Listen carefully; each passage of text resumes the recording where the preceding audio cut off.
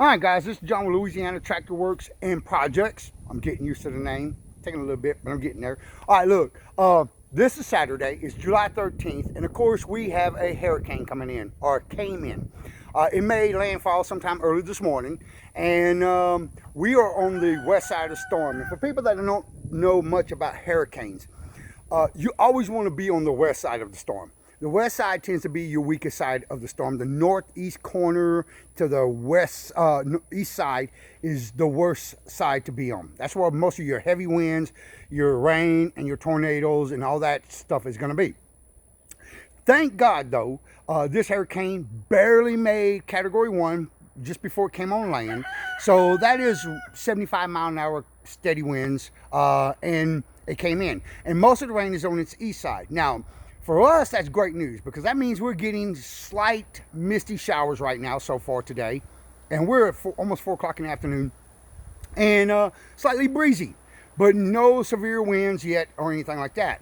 All right, so today's video, there's a couple things I want to talk about. I want to talk about working a tractor. And when you do, one of the things that I was taught from one of the older guys that just blew me away and made me understand something, and it's something that a lot of people do not pay mind to, okay? He told me, he said, when you're sitting on that tractor, you need to have 720-degree vision. And I'll explain what he means, because that kind of got me.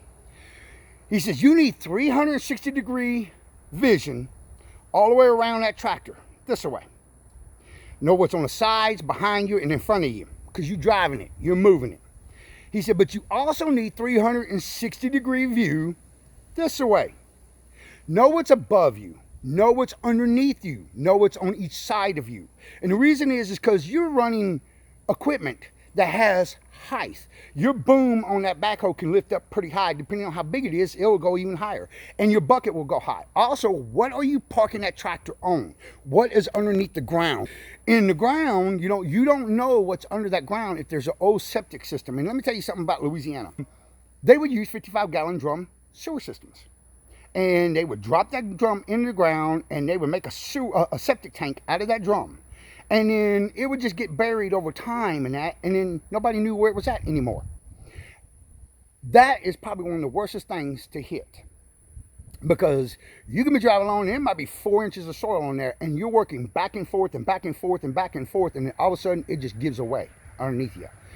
Throw you off that tractor quick, if you're not buckled in. So you need to have 360-degree view around the tractor, and you need to have 360-degree view overall of the tractor. 720 degrees total. Above, below, behind, on the sides, in front. So you need to know what you're on. You need to know what's above you. You need to know where power lines are. You need to know everything. This is a piece of equipment that can kill you if you're not careful with it. And I've seen it happen. I've seen guys operating track hoes on job sites smack buildings. I've seen them catch power lines.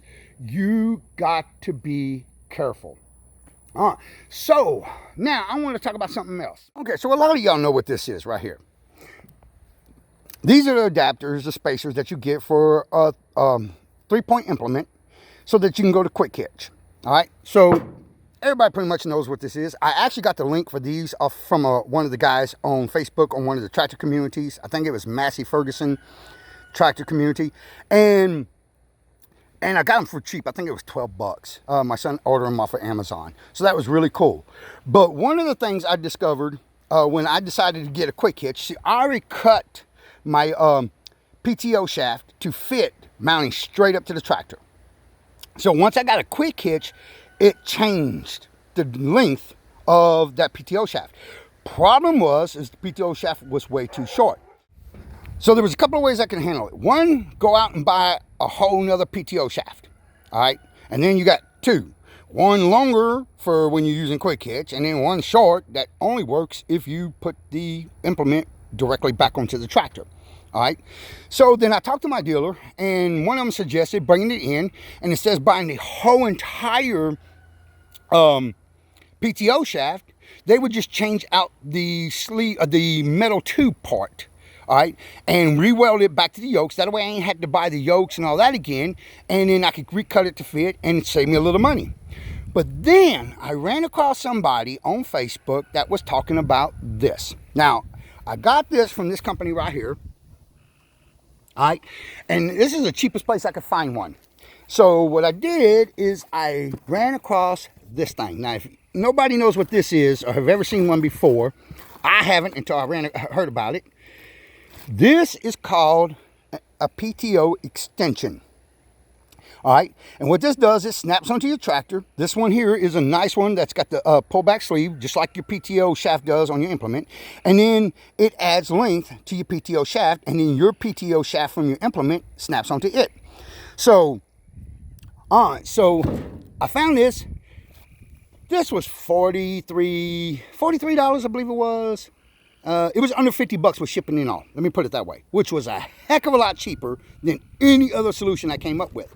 Now, these things are not limited to this size. They got them freaking from just a couple of inches to 7, 9. I've seen 16 inches. You can buy these things. Never seen these extensions before. This is really cool because it saves you money and it still keeps the ability of me going around directly back to my tractor if I ever need to without the quick hitch, without having to cut another PTO shaft down. All right, guys, so I got my Harbor Freight 3-point quick hitch onto the tractor. It's installed. The backhoe's off. All right. A couple little things right quick. One, when I take my cover off, and a lot of you might already do this, but for you new guys who have never done this before, I take my bolts that holds my PTO shaft cover and put them back in there and snug them down. Not, I mean, just rank down on them, but snug them up so they don't loosen up and fall out. For a couple of reasons. One, it's always right there when you're ready to go back with it. And two, it keeps dirt and that from getting up inside them holes, and then you got to deal with that when you go to screw the boat back in to put the cover back on. So it keeps the hole nice and clean. And yes, guys, I know she is filthy as can be, but given the weather and work, I'm actually shocked it's this clean. And the wood's the same thing, you know. But all right, so I got my pins on. All right, and anybody who wants to see how to install these, GP Outdoors does a really good video how to install these. All right, so some info about this thing, okay? So pretty much it is a 6-spline, 1 3/8 male and female. There we go. And she fits all the way up there.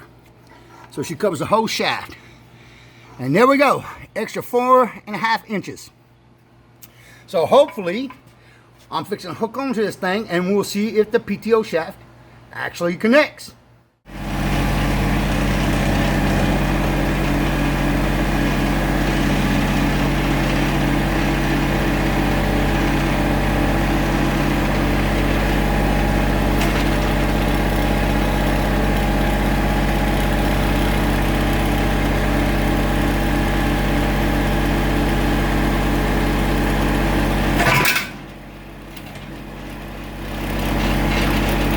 Locked in. All right, let's set it down and let's see if that PTO shaft works. All right, guys, so here's the PTO. It's all the way shaft. It's all the way back. It's all the way in, and we got room to clear. So now let's see if we can lock it on. I don't think I'm gonna do this with one hand. But she's all locked in now. We are all quick hitch compatible all the way. We are good to go. No more wrestling with this mug anymore. All right, guys, I cannot stress how much easier this quick hitch is compared to muscling this freaking big old woods, getting it on that tractor.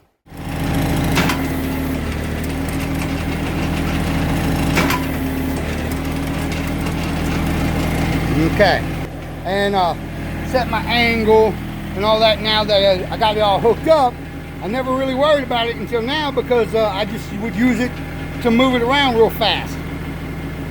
So now I actually get to work with it. So this is John with Louisiana Tractor Works and Projects, and we just got done with the PTO extender. And again, if you guys are going to quick hitch, and you're looking for a cheaper way out, instead of buying PTO shafts and cutting them down, you might want to take a look into these.